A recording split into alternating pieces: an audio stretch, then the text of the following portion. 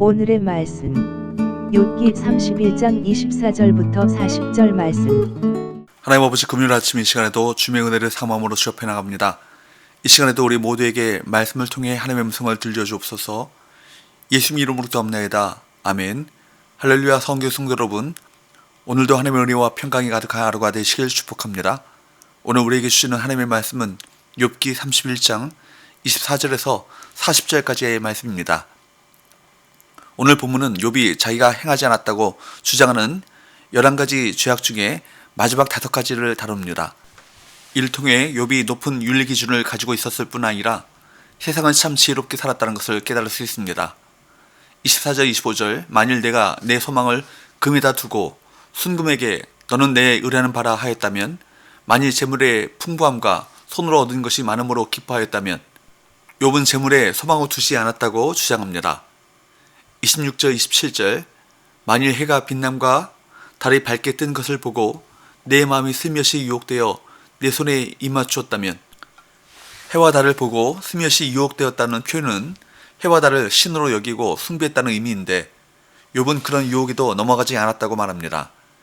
이는 모두 사람이 자기 번영과 안정을 위해 숭배하는 우상들이죠. 사실상 재물이 해와 달로 대표되는 우상이 사람을 풍요롭게 할 수 없지만, 인간들은 어리석게도 그런 것들에 유혹되어 지배를 당하곤 합니다. 하지만 욥은 뭐라고 말합니까? 28절, 그것도 재판에 회부할 죄악이니 내가 그리하였으면 위에 계신 하나님을 속이는 것이리라. 이것은 하나님을 속이는 것이기에 재판에 회부될 만한 죄악이라 규정하며, 자신은 그런 재물 숭배, 우상 숭배에 빠지지 않았노라고 당당하게 말하고 있습니다. 하나님의 백성은 오직 하나님만 섬기는 사람들이기에 재물과 같은 우상에 자신의 안녕을 의지하지 않는 사람들입니다.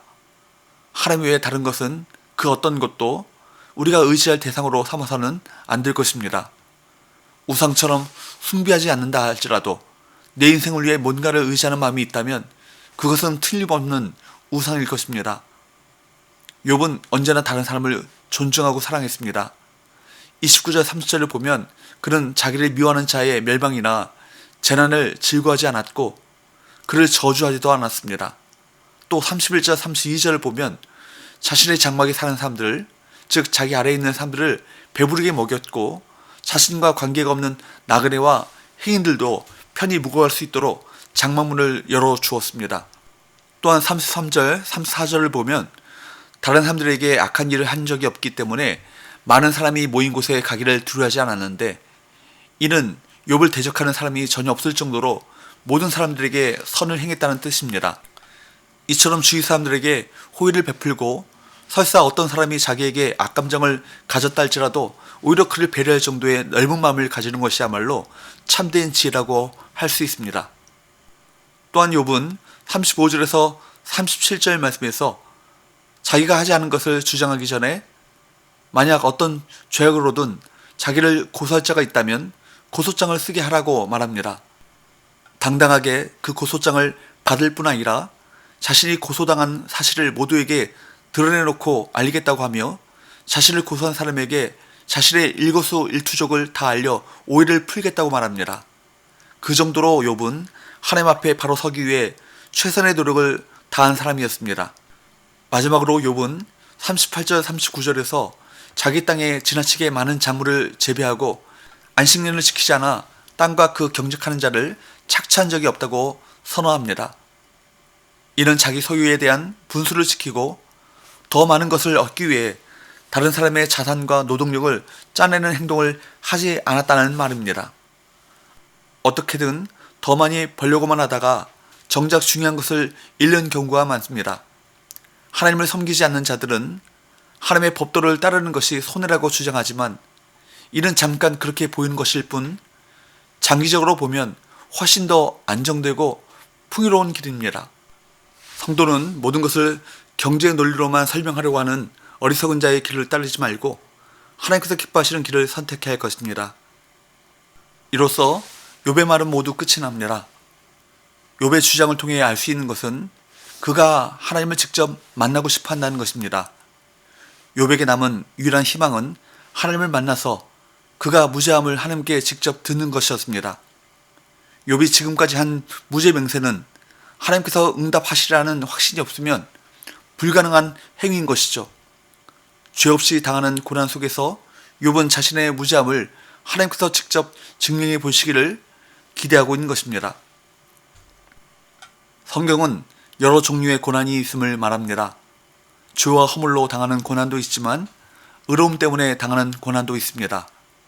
죄로 인해 고난당하는 것이 아니라 의를 위해 고난당하는 복된 사람이 되시기 바랍니다. 의를 위해 고난당하고 그 고난을 참고 견디는 자에게 분명한 약속이 기다리고 있습니다. 야고보서 1장 12절 시험을 참는 자는 복이 있나니 이는 시련을 견디어낸 자가 주께서 자기를 사랑하는 자들에게 약속하신 생명의 멸관을 얻을 것이기 때문이라. 분명히 약속하고 있는 성경의 약속, 이 말씀을 붙잡으시기 바랍니다. 생명의 멸관이 기다리고 있습니다. 욥의 결말도 또한 고난의 세월을 보냈던 요셉의 결말 우리가 다 알고 있지 않습니까?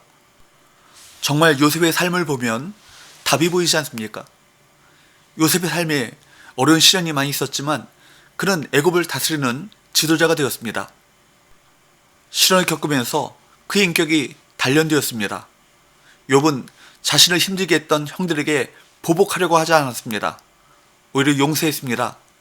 이것이 순금같이 단련된 인격 아니겠습니까? 요셉은 하나님과 함께 고난을 통과했습니다. 요셉은 자신의 삶에 고난과 장애물, 시련이 있었지만 그것을 통해 하나님께서 축복하신 것을 알았습니다.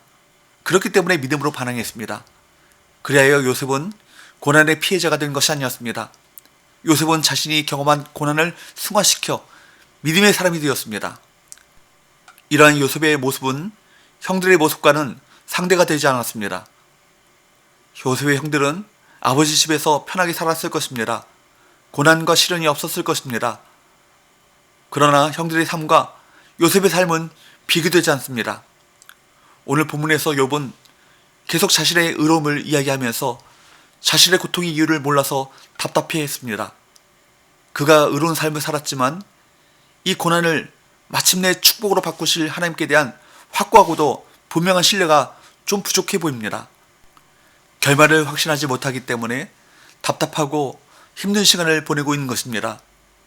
욥기를 통해 하나님께서 우리에게 주시는 그 메시지는 하나님은 하나님이시라는 것입니다. 어떤 고난이 와도 어떤 불행스러운 일이 일어나도 하나님께서는 우리 인생을 절망으로 저주로 끝나게 하지 않으시고 승리하게 하셔서 우리를 통해 하나님께서 영광 받으실 것을 약속하셨습니다.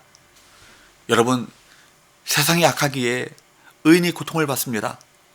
하나님의 때로 당신의 백성에게 어려운 시간을 허락하시지만 그러나 그 어려운 시간은 당신의 백성을 향한 하나님의 선하신 계획 속에서 이루어진다는 사실을 기억해야 합니다.